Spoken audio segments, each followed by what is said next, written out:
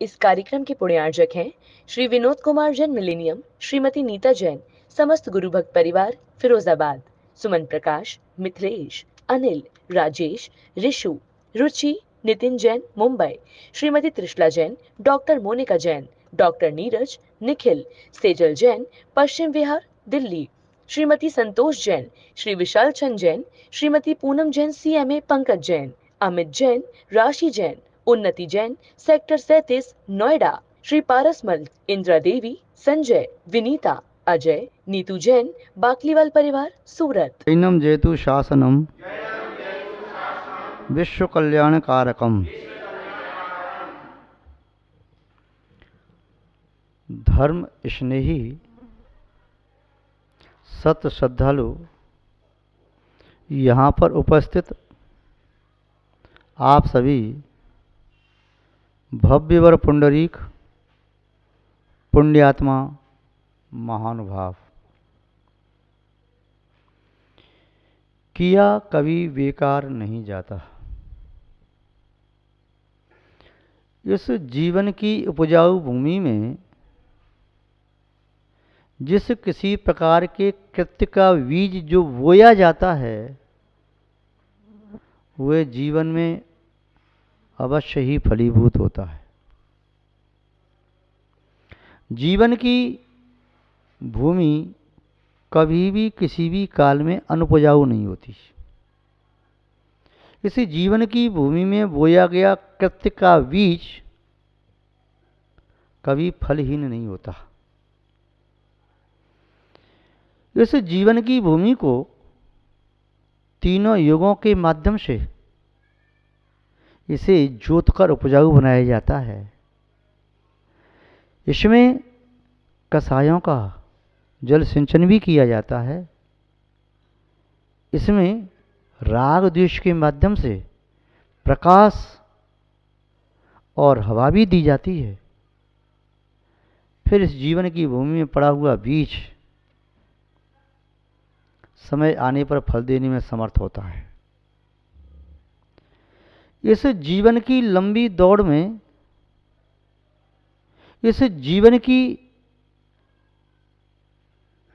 इस यात्रा में किसे क्या मिला, क्या नहीं मिला, किसने क्या पाया और किसने क्या खोया, इसकी समीक्षा करने का ख्याल बहुत से लोगों को नहीं है। जो इस जीवन की तीव्र गति से चल रही इस दौड़ और यात्रा में अपने साथ साथ दूसरों का ख्याल रखते हैं, वे निस्संदेह जीवन की लक्ष्य को प्राप्त कर लेते हैं। मंजिल उनके समीप में खड़ी है जो दूसरों का ख्याल रखने में समर्थ हैं, और मंजिल उससे बहुत दूर चली जाती है जो प्राय करके अपने तुच्छ स्वार्थों की सिद्धि करने के लिए अपने जीवन को पापों से भर रहे हैं। यह जीवन का कलश मंगल कलश भी बनाया जा सकता है और विश्व कुंभ भी। यदि जीवन में सदकार्य किए, श्रेष्ठ कार्य किए, पुण्य के कार्य किए, धर्म के कार्य किए, सुकृत किए, तो जीवन का कलश मंगल कलश बन सकता है। और जीवन को यदि बुराइयों से भर लिया, कषायों से, विषयों के सेवन से, पापों से, बुरी आदतों से, दुर्व्यसनों से भर लिया, तो जीवन का कलश विश्व कुंभ बन जाएगा। किया बेकार नहीं जाता, दिया बेकार नहीं जाता, तो किया बेकार नहीं जाता। जिसने किया है उसे मिला है, जिसने दिया है उसे मिला है, जिसने बोया है उसने काटा है। जिसने दिया जलाया नहीं, उसके जीवन में अंधकार ही रहा, प्रकाश आया नहीं। किया किसने क्या क्या किया। यदि महाराज श्रीकंठ ने मुनि राज को देखकर कह दिया था, ये तो कुष्ठ रोगी जैसे दिखते हैं, वे पर्वत की चोटी पर तपस्या कर रहे थे, शरीर से पसीना बह रहा था, धूल के कण चिपक रहे थे, वह बह करके जा रही थी। धूल दूर से देख करके उन्हें लग रहा था जैसे कुष्ठ रोग बह रहा हो। ये उन्होंने दुष्कृत्य किया तो उन्होंने उसका फल भी प्राप्त किया। अगले भव में वे कुष्ठ रोगी हुए। उनके साथ 700 सैनिकों ने करतल ध्वनि करके अपने राजा की बात की अनुमोदना की तो वे 700 उसके साथी भी कुष्ठ रोगी हुए। यदि मुनराज को अपशब्द कहे, गर्त में धकेल दिया तो वे भी समुद्र में गिराए गए। भांडों द्वारा उन्हें भी कहा गया तुम राजा नहीं भांड पुत्र हो। यदि लक्ष्मीमती ने जिन मूर्ति को छुपाया तो लक्ष्मीमती उस फल को प्राप्त करने वाली हुई। 22 वर्ष तक पति वियोग सहन करना पड़ा। यदि वेगवती ने सुदर्शना मुनि आर्का को देख करके कोई उनके प्रति बुरा भाव रखा, दोष लगाया तो उनके भी शील में दोष लगाया गया। किया बेकार नहीं जाता, किया बेकार नहीं जाता। अब ये देखना है करना क्या है। इस अंधी दौड़ में कभी क्षणभर रुक करके उसका भी ख्याल करो, विचार करो, जिसके माध्यम से आपका जीवन सफल हो सके, जीवन सही दिशा पा सके। दीपक जल रहा है, जलते दीपक को एक लोहे के तार से बार बार यूं करते रहेंगे तो उस पर जो कालमा जम रही है वह निकलती जाएगी, तो ज्योति प्रज्वलित होती जाएगी, बढ़ती चली जाएगी। और यदि आलसी बन गए तो दीपक पर कालमा इतनी जम जाएगी कि ज्योति अपना स्वच्छ प्रकाश पूर्णतः न दे पाएगी। अपने जीवन को संभालना है। जो लकड़हारा बीच में रुक करके अपनी कुल्हाड़ी की धार को नहीं देखता, वह लकड़हारा परिश्रम कितना भी कर ले किंतु वह उतना फल प्राप्त नहीं कर सकता जितना फल वह लकड़हारा प्राप्त कर लेता है जो बार बार अपनी कुल्हाड़ी को देख लेता है, अपने बार बार धार रख लेता है। अर्थात जीवन में तुम जो भी दौड़ लगा रही हो, जिसे पाने के लिए दौड़ लगा रही हो, इस मार्ग से तुम्हें वह मंजिल नहीं मिलेगी। जैसे बैल को कोलू में चलते चलते सुबह से शाम हो जाती है, वह घूमता ही रहता है, कहीं मंजिल पर नहीं पहुंचता। ऐसे ही जो भोगों में डूबा हुआ है, जो तुच्छ स्वार्थ के लिए कुछ भी करने को तैयार है, किसका कितना भी ऐद करने तैयार है, वह व्यक्ति अपनी मंजिल को प्राप्त कर नहीं सकता। और जो एक बार थोड़ा रुक जाए, ठहर जाए, फिर चलना प्रारंभ करे, मैं ठीक चल रहा हूँ, कहाँ से चलना प्रारंभ किया मैंने, मैं आज कहाँ तक आ चुका हूँ, अब मुझे कहाँ जाना है, संभव है मंजिल को प्राप्त कर ले। जो नक्शा मानचित्र जिम में रख के रहता है या दौड़ता रहता है, वो अक्सर अपनी मंजिल से दूर ही पहुँच जाता है। और जो बार बार नक्शा देख के चलता है, संभव है मंजिल तक पहुँच जाता है। केवल श्वास लेते मत रहो, श्वास छोड़ना भी जरूरी है। श्वास छोड़ने के लिए श्वास को थोड़ा रोको। लेते जाओगे तो जी नहीं पाओगे, छोड़ पाओगे तो और श्वास ले पाओगे तो जी सकोगे। अपने स्वार्थ सिद्ध करने के लिए मत लगे रहो, कुछ परार्थ का भी ध्यान रखो, परमार्थ का भी ध्यान रखो। जो परमार्थ का ध्यान रखता है निस्संदेह वह परम अर्थ को प्राप्त करता है। जो परार्थ करता है वह परामानी उत्कृष्ट अर्थ और प्रयोजन को सिद्ध करने वाला होता है। जो स्वार्थ में डूब जाता है, सो कहिए तो धन अर्थ और धन ही इसका प्रयोजन है, उसमें लगा रहता है, तो वह न तो धन को प्राप्त कर पाता है और न स्व आत्मा के प्रयोजन को सिद्ध कर पाता है। किसी गुरुकुल में शिक्षा प्राप्त करने वाले अनेक विद्यार्थी शिक्षा प्राप्त कर रहे थे। उनकी शिक्षा पूर्णता की ओर थी। उनकी गुरुकुल से विदाई होने वाली थी। गुरुजी ने सभी विद्यार्थियों को आशीर्वाद दिया और कहा, विदा होने के पहले मैं आपकी परीक्षा लेना चाहता हूँ। सभी को इस मानचित्र के अनुसार दौड़ करके आना है, चक्कर लगा करके यहाँ तक आना है। गुरुजी वहाँ पहले से पहुँच गए और रास्ता यही होना चाहिए, दूसरे रास्ते से आप नहीं जा सकते। जहाँ गुफा है गुफा में से जाना, सुरंग है सुरंग में से जाना, नदी पर कोई लकड़ी पड़ी है लकड़ी से ही निकलना है। रास्ता आप चेंज नहीं कर सकते, यहाँ से जाना है। देखते हैं कौन कब लौट करके आता है, कौन प्रथम आता है कौन अंत में आता है। सभी विद्यार्थियों ने गुरुजी के निर्देश के अनुसार दौड़ना प्रारंभ किया।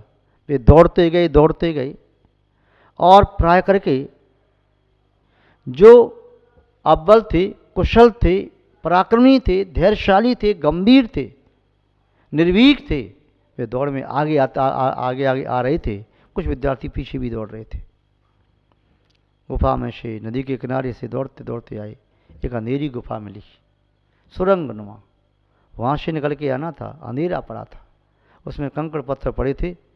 लोग जल्दी पहुँचने की वजह से वह शीघ्रता से दौड़ते जा रहे थे, पैर में कंकड़ चुभ रहे थे, किंतु फिर भी कंकड़ों से बचते हुए चले आए।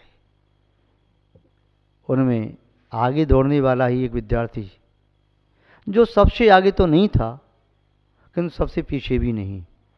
उसने सोचा, प्रकाश में दौड़ते समय तो सभी अपनी सुरक्षा करने में समर्थ थे, इस अंधकार में मेरा पैर भी लहूलुहान हो रहा है, मुझसे पीछे भी बहुत से विद्यार्थी दौड़ करके आ रहे हैं, उनके पैर में एक कंकड़ चुभेंगे, इसलिए उस अंधकार में इन कंकड़ों को कहाँ साइड में करूं?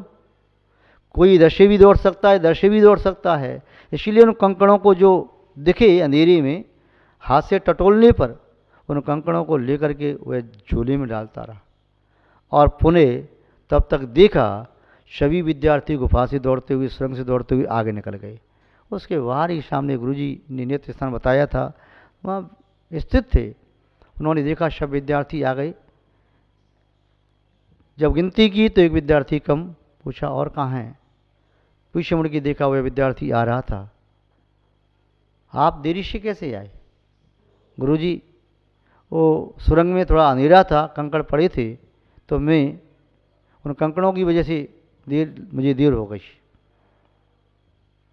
कैसे देर हो गई? गुरुजी, अपराध क्षमा हो, कंकड़ सबको चुभ रहे थे, कुछ मुझसे आगे थे, उनके पैर में कंकड़ चुभ गए, मैं कुछ कर नहीं सकता, किंतु मैं इतना तो कर ही सकता था, जो मेरे पीछे दौड़ करके आने वाले हैं उनके पैर में कंकड़ न चुभें, इसलिए मैंने कंकड़ों को बटोरना शुरू किया। फिर भी मैंने बटोर करके झोले में रख लिया। अब कहीं उस स्थान पर डाल दूंगा जहाँ से लोगों के पैरों में कंकड़ चुभें नहीं। तो तुमने ऐसा क्यों किया?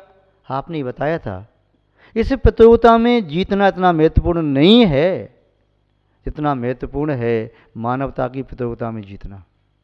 ये वाक्य आपका मुझे याद था, इसलिए आज की प्रतियोगिता में यदि पराजित भी होता हूँ तो मुझे कोई हर्ज नहीं, किंतु मुझे ये खुशी है कि मैंने मानवता के लिए कोई एक कार्य तो अपने हाथों से किया, चाहे भले ही मैं अंत में ही आया हूँ। गुरुजी ने कहा, क्या है तुम्हारे बैग में? कंकड़ पत्थर। मैं भी तो देखूं कैसे कंकड़ पत्थर है। उसने जैसे बैग को खोला, देखा तो उसमें सभी रत्न थे, हीरे थे। गुरुजी ने कहा, जो दूसरों का ध्यान रखता है उसे सब कुछ मिल जाता है, जो अपना ध्यान रखता है उसे कुछ भी नहीं मिल पाता। तुमने दूसरों का ध्यान रखा, ये कंकड़ पत्थर नहीं, रत्न हीरे हैं, इस पर तुम्हारा ही अधिकार है, तुम इन्हें लेके जा सकते हो। महानुभाव, यह किस गुरुकुल की बात है? किस गुरु ने इस प्रकार की परीक्षा ली? मुझे ज्ञात नहीं, मैंने प्रत्यक्षीकरण उसे नहीं किया, साक्षात्कार नहीं हुआ, किंतु इस कथ्य में तथ्य जरूर छुपा हुआ है। उस तथ्य तक मैं आपको पहुंचाना चाहता हूं। जीवन में जब भी आगे बढ़ो, कोई भी कदम आगे बढ़ाओ, एक कदम आगे बढ़ाते समय पुनः ठहर करके सोच लेना, क्या मेरा ये अगला कदम दूसरे के उपकार के लिए बढ़ सकता है? ये अगला कदम बढ़ाने से दूसरे का उपकार जल्दी होगा, या कदम रोकने से। यदि दूसरे के उपकार का ख्याल कदम कदम पर रखेंगे तो प्रकृति निस्संदेह वो दूसरे का उपकार करने का उपकार जरूर करती है। किया बेकार नहीं जाता, कभी नहीं जाता। यह दुनिया तो इको साउंड है, ध्वनि की पद ध्वनि आती है। कुएं के पास खड़े होकर के जैसी आवाज़ लगाते हो लौट करके वैसी ही आ जाती है। यह दुनिया ऐसी ही थी, ऐसी ही है और ये दुनिया हमेशा ऐसी ही रहेगी, ये नहीं बदलेगी। हम दुनिया को बदलने की चेष्टा न करें, हम अपने आप को बदलने का प्रयास करें। अपने आप को बदलने का प्रयास संसार का सबसे बड़ा प्रयास है। जंगल में एक शाखा पर बैठे हुए कबूतर और कबूतरी वे भावना भा रहे थे, हे प्रभु तुम्हारी लीला तुम ही जानो, क्या आपकी कृपा दृष्टि ये प्राणी मात्र के प्रति, संसार के सब प्राणी सुखी रहें, सब प्राणी आनंद का अनुभव करें। तभी उन्होंने देखा कबूतर कबूतरी चर्चा कर रहे थे, प्रभु परमात्मा के भजन में लीन थे और भावना भा रहे थे सबका मंगल हो, सबका शुभ हो। तभी एक खटकी सी आवाज़ आई तो उन्होंने नीचे देखा, एक शिकारी तीर तान करके खड़ा हुआ है, दोनों को एक साथ निशाना बनाने के लिए। कबूतरी ने कबूतर से कहा, संभव है अब हमारा जीवन ज़्यादा समय का नहीं, जो मंजूर हो परमात्मा को, हम परमात्मा की भक्ति में पुनः लग जाते हैं, ये भावना भाते हैं। मरना तो सबको है ही, अंतिम समय में ये भावना भाते हैं कि सबका मंगल हो, सबके प्राणों की रक्षा हो। वह भावना भाते हैं, आँख बंद करके प्रभु परमात्मा के चरणों में खुद को समर्पित कर देते हैं। तभी ऊपर से आवाज़ आई, जब तो आँख खुली, अचानक देखा एक बाज पक्षी उन पर झपट्टा मारने को तैयार है। नीचे से देखा फुंकार की आवाज़, एक नीचे से सर्प निकल के आया और वह एक बार भी फुंकार दे यदि घोंसले पर तो दोनों अमृत को प्राप्त हो सकते हैं। किंतु वे दोनों अभी भी प्रभु परमात्मा के चरणों में अपने आप को समर्पित किए हुए हैं और निस्संदेह निर्भीक हैं, सबका मंगल हो, सबका शुभ हो, सबका कल्याण हो। हमने यदि पूर्व में किसी का मन दुखाया, प्राण दुखाए, किसी को सताया, तो आज हमारे प्राण जाएं, हमें कोई हर्ज नहीं, किंतु हम प्रभु परमात्मा के चरणों में सबके मंगल की कामना करते हैं। क्षण भर के बाद देखा तो आश्चर्य का ठिकाना नहीं रहा। वे बाज पक्षी पर झपटने वाला था, शिकारी तीर से एक तीर से दोनों को मारने वाला था। वह सर्प उन्हें मारने के इरादे से नहीं आया, किंतु वह मार सकता था। अचानक वह निकला और वह शिकारी को उसने डस लिया। शिकारी तीर को छोड़ने वाला ही था, वह उसका तीर चल गया और देखते देखते मर गया। कौन? कबूतर? नहीं, वह बाज मर गया जिसे वह मारना, जो बाज उन पक्षियों को मारना चाहता था। सर्प के डसने से वह शिकारी मर गया और शिकारी सर्प पर गिरा तो सर्प भी मर गया।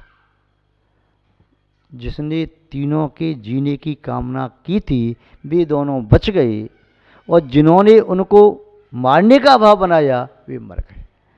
मारने वाले से बचाने वाला बड़ा होता है। महान भाव। आपको एक दृष्टांत मृगसेन धीवर का ज्ञात होगा, जिसने 5 बार एक मछली की रक्षा की। अगले भाव में प्रीति का जो वह बना वह शेठ पुत्र, तो उस समय उसकी भी रक्षा हुई। जीवन में सत्कार करो, जीवन में उपकार करो, अच्छे कार्य करो। जीवन की भूमि बहुत उपजाऊ है, इसका दुरुपयोग मत करो। बस यही हम आपसे कहना चाहते हैं। इसी के साथ अपनी शब्द श्रृंखला को विराम देते हैं। जय बोलिए श्री शांतनाथ भगवान की, पूज्य आचार्य गुरुदेव श्री विद्यानंद जी महाराज की, अहिंसामय विश्व धर्म की। कार्यक्रम के पुण्यार्चक थे श्री विनोद कुमार जैन मिलेनियम, श्रीमती नीता जैन, समस्त गुरु भक्त परिवार, फिरोजाबाद। सुमन प्रकाश, मिथिलेश, अनिल, राजेश, ऋषु, रुचि, Nitin Jain, Mumbai. Shrimati Trishala Jain, doctor Monika Jain, doctor Neeraj, Nikhil, Sejal Jain, Paschim Vihar, Delhi. Shrimati Santosh Jain, Shri Vishal Chand Jain, Shrimati Poonam Jain, CMA, Pankaj Jain, Amit Jain, राशि जैन, उन्नति जैन, सेक्टर 37, नोएडा। श्री पारसमल, इंदिरा देवी, संजय, विनीता, अजय, नीतू जैन, बाकलीवाल परिवार, सूरत।